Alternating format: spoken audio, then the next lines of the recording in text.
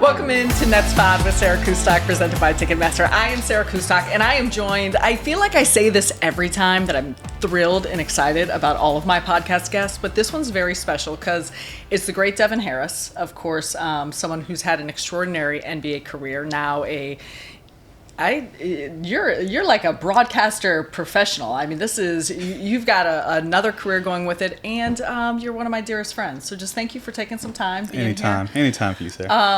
And as I mentioned, like the broadcast career, let's jump right into that. What was that like for you transitioning before we get to your basketball career?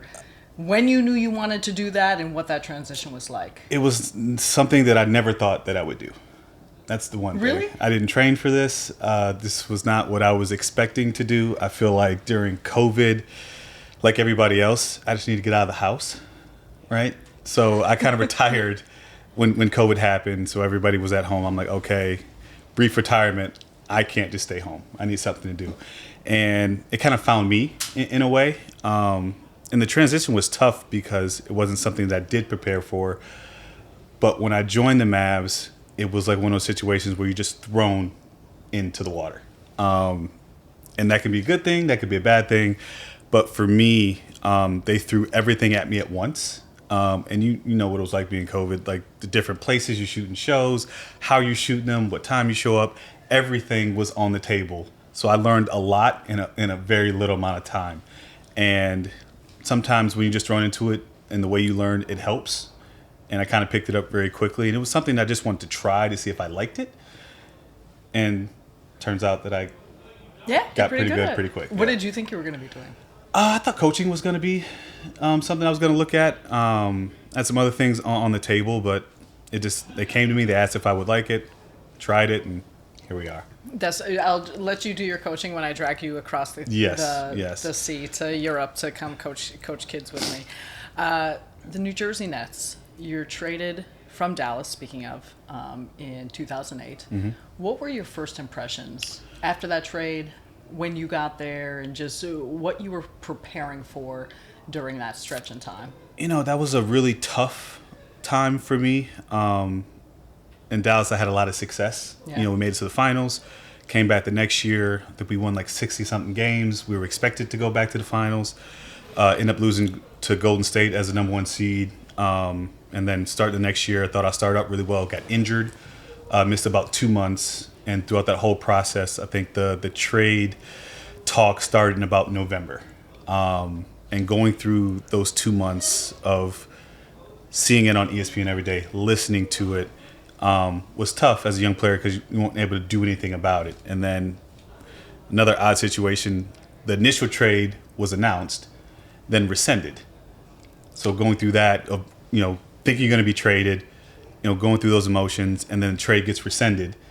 So you have to go back to the team. That was a little odd. And then working all of All-Star break to get back on the court, and then for another trade to come was tough. So a lot of emotions going in that. And obviously with Dallas, I felt like I established myself, young point guard, up and coming. But, if you're a young player and other teams want you, that's a sign of respect. And being traded for a Hall of Famer like Jason Kidd is a sign of respect. So kind of looked at it at that way when I got to the Nets. And also a chance to kind of reinvent myself.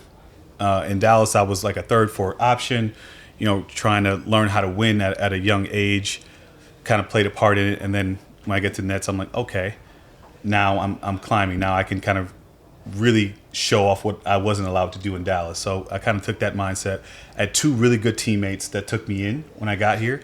Richard Jefferson was one of them. No, he was not a good teammate. He was a great teammate. Oh, he was a great teammate. I wish we didn't have that on tape. I know, but he showed me around the city, basketball-wise. He had to remind me that I was a point guard and I couldn't shoot all the balls. He was like, I'm over here as a walking assist. Like, you got to learn how to pass a little bit. So that was a conversation we had. And I had Vince, too. So two wing guys that were high-level guys was really kind of exciting to come to. And it was an exciting time for me as a young player, kind of having that reinvention and knowing that I could be more of a player than I was in Dallas. Yeah, you said, All-Star year in 2008, 2009. Mm-hmm. Your numbers were incredible, and it was not just doing what you did offensively, but also defensively. What flipped for you that year, or maybe just elevated you to that level of why you felt like you were able to be kind of grow into that role that you had and then have that type of success? Well, two things happened. One, we traded Richard that summer, so there was more shots. Yes, that's what I was waiting for. There was more shots. No, that was kind of the first thing, but more importantly, I give a lot of credit to Lawrence Frank. He devised the offense that fit my game perfectly. I think at that time he took it from Kentucky or Memphis. I think it was Memphis. It was a dribble drive offense where he would devise certain plays to open up gaps for me to be able to drive. Came to me that summer, was like, okay, we're going to put in this offense. These are things I need you to focus on, and we're gonna give you the ball. A lot of tribute to Vince. Not a lot of superstars are going to let a young point guard come out there and just kind of do his thing. Yeah. He kind of took a step back and like, I can figure my stuff out, but we're going to put the ball in your hands. And I don't think Vince gets enough credit for that. I don't become an all-star without Vince doing that. So that was a big part of it. But the ability to be a number one option, have an offense built around me, and then having the confidence to go out there and execute it was huge. You mentioned Vince and Richard. Individuals we sell to also broadcasting career of all of our Richard's amazing still helping me to this day. New Jersey. He does, and he really is. He's one of the best teammates. Who are some of your favorite teammates when you think back through the course of those New Jersey Nets years? One that sticks out that helped me more so with my mentality is Keon Dooley. Right? They brought him in to kind of mentor me a little bit. He critiqued me on how I played, how I dressed. What did he say about how you dressed? Oh, he was like, "You got to come better." Like what were you wearing? I mean, I just regular stuff. Like, no, I need more from you. Okay. I need we went shopping. The whole mentality of how I attacked it, he had a lot to do with. Bobby Simmons was another guy. DePaul, veteran guy coming in, understanding, helping me, critique certain situations, and a young Brook Lopez. Yeah, really? Being able to, kind of mold him a little bit, and the connection that we had in those 3 years was huge.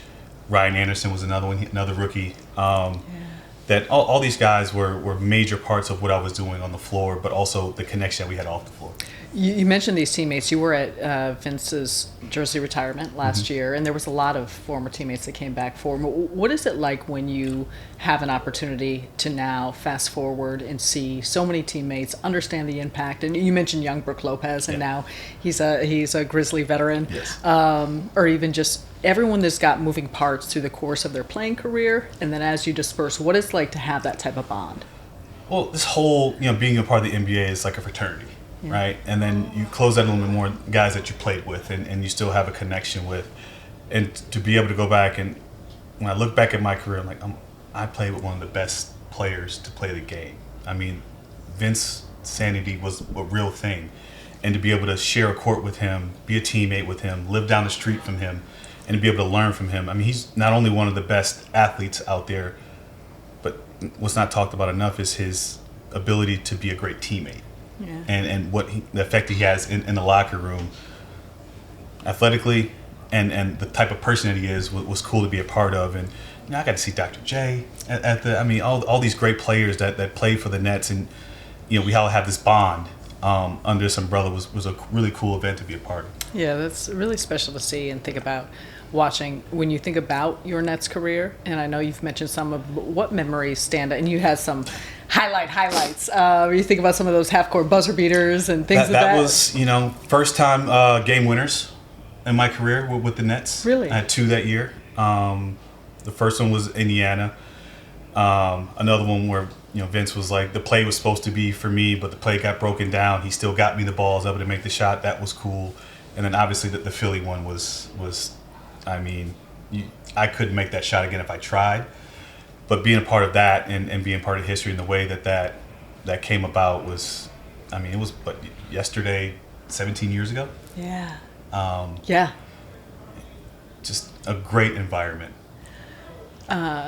Looking now at just where things sit, and you have these conversations, communication with so many of these different players. Who do you still rely? You mentioned Richard but who do you still talk to most, connect with most, and just kind of pull from some of those thoughts, some of those memories that you still kind of look back on and take now as you move on to a different step of your professional life? Vincent and Richard are probably my top two. I have a strong bond, a strong relationship. I know he did play for the Nets. Sean Livingston is a big one too. Yeah. We got drafted together. He went 4, I went 5.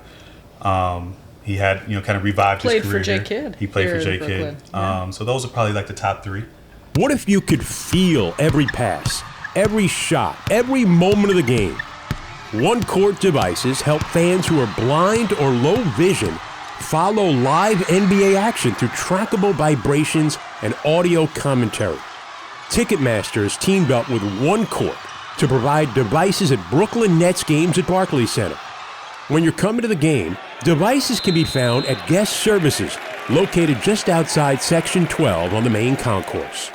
Jordi Fernández is also now someone that you are connected with. Mm-hmm. You played under him when he was an assistant with Denver. Yes. Watching what I know now that you're broadcasting and you obviously get a chance to watch a lot of games, cover a lot of games, through the relationship you have, what have you seen out of him as a head coach, and what made him so special when you were with him in your short time with the Nuggets?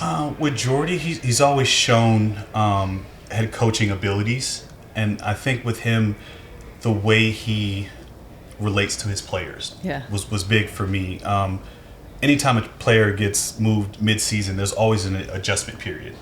And I attached to him in Denver. It's a totally different system, player-wise, how we were expected to play, defensive things.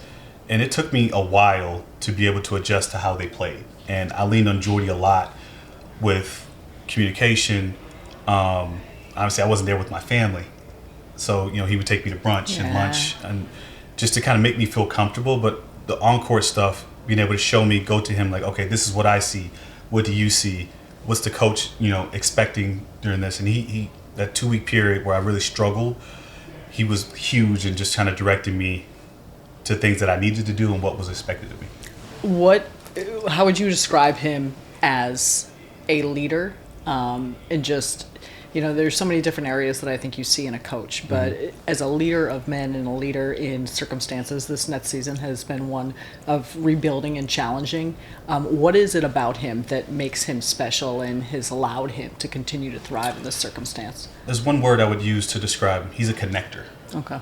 And that's what you want out of a head coach, especially with a young team that is struggling, that's learning how to win. I've been part of those terminal seasons. I've been part of a season where we only won 12 games. Yeah. That's tough as a team to kind of go through. But to be able to keep those guys connected, keep them excited, to keep them, mentally strong throughout their season while they're learning how to win is huge. And when you got a coach that's a connector, that's constantly, connecting different guys and seeing the big picture, I think is the best type of coach in that kind of situation. Love it. All right. We know you're a bucket. But we also know that you were an excellent defender. So we got a little game we're going to play. Okay. This is Hot Ticket, presented by Ticketmaster. Experience your Nets live with Ticketmaster, the official ticket marketplace of the Brooklyn Nets. So I'm going to give you 2 choices. Okay. And then as we continue on, you need to pick one or the other, and we're going to keep going, and I'm going to give you a list of names. Okay. So the winner stays on. The toughest player to guard from your era, Allen Iverson or Chris Paul? That's a tough one. Different games, but I'm going to say Allen Iverson. Allen Iverson or John Wall? Allen Iverson. Allen Iverson or Derrick Rose? Which Derrick Rose? MVP Derrick Rose. Derrick Rose. Yeah. Derrick Rose. Okay. Yeah. Derrick Rose or Monta Ellis? Derrick Rose. Derrick Rose or Tony Parker? Derrick Rose, only because I felt like I knew how to guard Tony. I never had an answer for Derrick. In what ways would you describe how you would guard Tony? Me and Tony had very similar games. We run a similar offense. So it was like all the practice time of going through everything. Once we played the Spurs, I'm like, I've seen this 1,000 times. I know what plays they're running. He was a reluctant 3-point shooter. I knew where he liked to operate, so I had a good grasp on Tony. Derek was just a different animal when it comes to speed with that. Chicago. Yeah. Chicago's finest. Derrick Rose or Brandon Jennings? Derrick Rose. Whew. Derrick Rose or Joe Johnson? Two very different players. Very different. I'm going to say Joe Johnson. Oh, okay. Okay. Joe Johnson or Jeff Teague? Joe Johnson. Joe Johnson or Ray Allen? Ray Allen. Ray Allen or Brandon Roy? Brandon Roy. Brandon Roy or D. Wade? D. Wade. You got to smile. What makes D. Wade so tough to defend? I've been playing against D. Wade since college. I thought I had him figured out until I saw him in the finals. And he just went to a different level. D. Wade or Rajon Rondo? Rondo. Rondo or your former teammate Vince Carter? Rondo. Rondo or LeBron? LeBron. LeBron or Kobe? Kobe. There you go. That's the toughest. Anytime you give me 63 points in 3 quarters. Yeah. Devin, we appreciate your time so very much. You're one of the all-time greats. People, professionals, all the things. And we look forward to seeing you next time. Absolutely. Thanks for having me. All right. That's another edition of NetsPod with Sarah Kustok, presented by Ticketmaster. Don't forget, you can subscribe anywhere you get your podcasts. Also watch on the Nets YouTube channel. Until next time, we'll see you then.